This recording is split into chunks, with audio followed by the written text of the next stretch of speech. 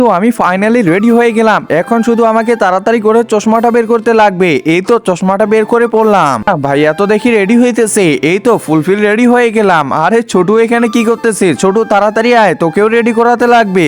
এখানে তো অনেক ময়লা পড়ছে, তাড়াতাড়ি পরিষ্কার করে নেই। এই তো আমরা দুজনে রেডি, এখন তাড়াতাড়ি চলো। ওই যে ওইখানে আমাদের স্কুটিটা আমাদের জন্য ওয়েট করে আছে, তাড়াতাড়ি উঠে পড়ো। এই তো আমিও উঠে পড়লাম, এখন স্টার্ট দিয়ে দিই, তাড়াতাড়ি চলো। কি ব্যাপার, এরা আবার এমন ভাবে রেডি হয়েছে কেন? কিছুই তো বুঝতে পারতেছি না। আরে বাহ, ছোটুকে তো দেখি অনেক সুন্দর লাগতেছে, আর ও অনেক খুশি হয়েছে।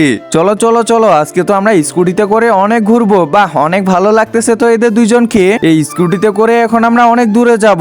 আরে এক মিনিট, তাড়াতাড়ি গিয়ে দেখি তো। আরে দেখো দেখো ঘরের কি অবস্থা করছে এরা।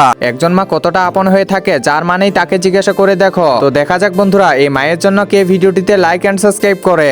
আর যারা মাকে ভালোবাসো না, তারা ভিডিওটি থেকে দূরে থাকো। মনটা যে কি বলতেছে না, দাঁড়া এখনই এদের খবর আছে। এই রাজু, কি হলো মা? দাঁড়া, তোর আজকে খবর আছে। ঘরের কি অবস্থা করছিস? ওরে ছোটু, তাড়াতাড়ি চল এখান থেকে।